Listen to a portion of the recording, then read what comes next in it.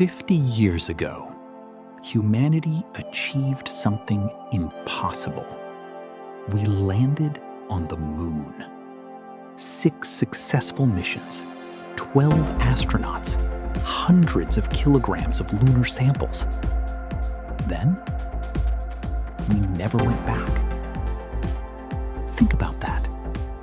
We built smartphones. We built reusable rockets.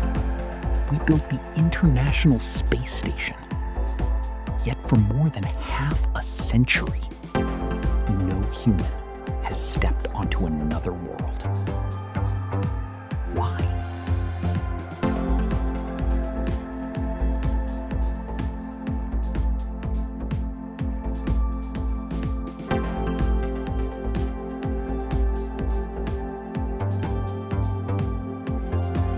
The Apollo program achieved its goal.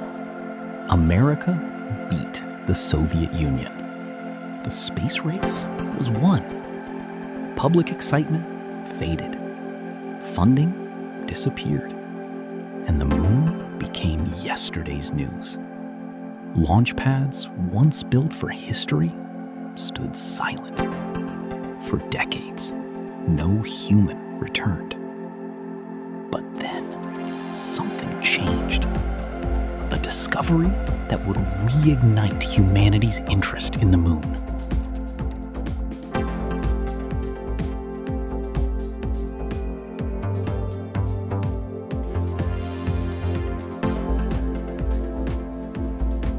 For decades, scientists believed the moon was nothing more than a barren wasteland, a lifeless desert of rock and dust. But hidden in places where sunlight has never reached, a remarkable secret was waiting to be discovered. Some lunar craters have remained frozen in darkness for billions of years. Temperatures there plunge below minus 230 degrees Celsius, colder than Pluto, colder than almost anywhere in our solar system.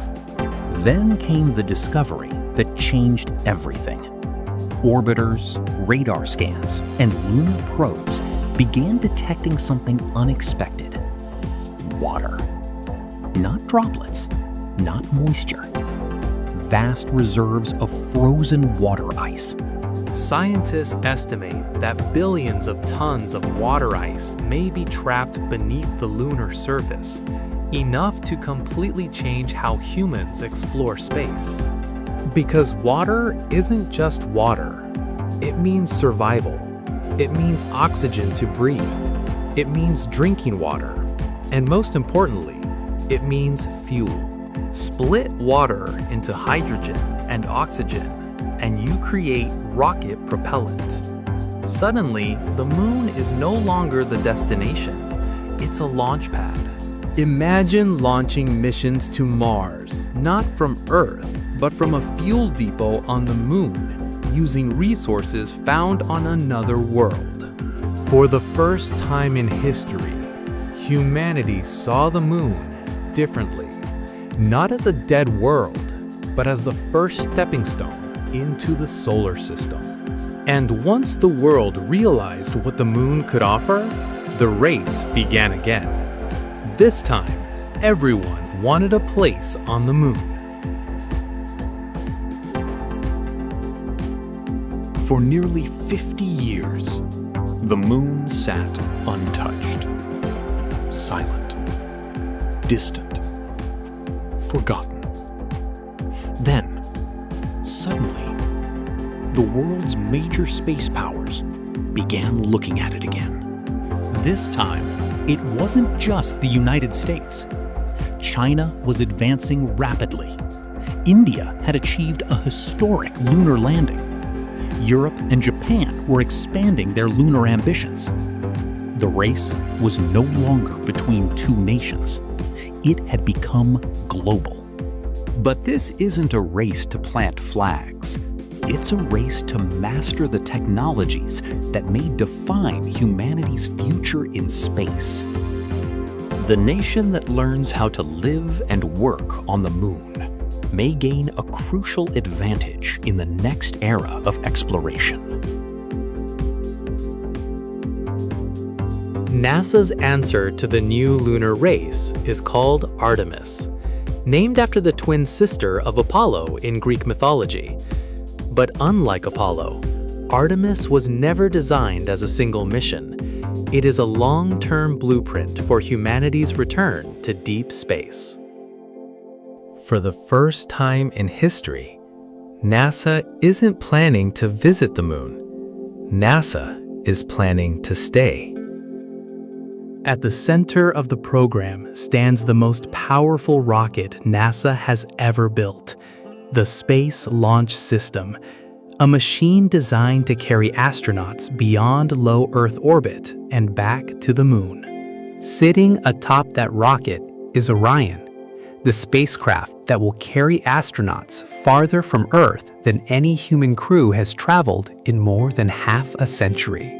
But Artemis doesn't stop at reaching the moon. NASA wants to build infrastructure that future generations can use: roads, power, transportation, and eventually, a sustainable human presence. Orbiting above the moon will be something humanity has never built before: a deep space station called Gateway, a bridge between Earth and the lunar surface. Together, Orion, Gateway, lunar landers, surface habitats, and robotic explorers form the foundation of a new era of exploration. Apollo proved that humans could reach another world. Artemis aims to prove that we can live there. But even Artemis has a bigger purpose, because the moon was never meant to be the final destination. It is the rehearsal stage for humanity's greatest journey yet.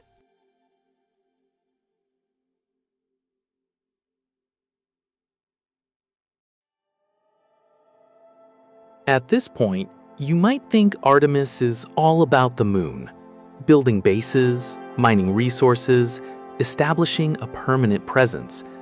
But the truth is far bigger than that. Because Artemis was never designed to end on the moon. The moon is only the first step. The real destination lies millions of kilometers farther away.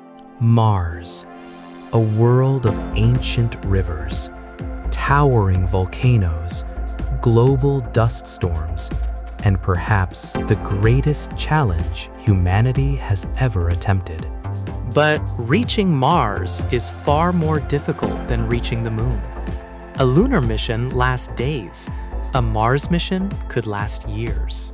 Astronauts will need to survive deep space radiation, isolation, limited resources, and months without immediate help from Earth. Before we can send humans to Mars, we must learn how to live away from Earth, how to generate oxygen, produce water, build habitats, and survive on another world. In many ways, the moon is humanity's classroom, a place to practice, experiment, fail, learn, and prepare for something even greater.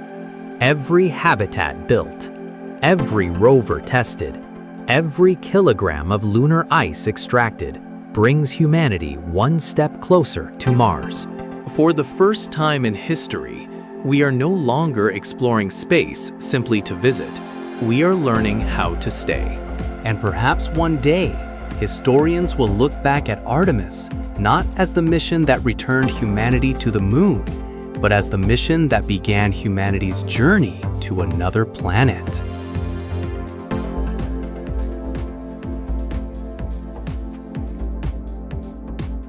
"50 years ago, Apollo proved that humanity could reach another world. 12 astronauts walked across the lunar surface. Then, for generations, the footprints remained alone. But today, those footprints are no longer the end of the story. They have become the beginning of a new chapter. For the first time since 1972, humanity is preparing to return. Not for a few days, not for a single mission, but for an entirely new era of exploration. The moon may soon become humanity's first home beyond Earth, a place where astronauts live, work, and prepare for journeys even farther into the solar system. Because the story of Artemis is not really about rockets or spacecraft or even the moon itself. It's about what happens when a species decides to explore.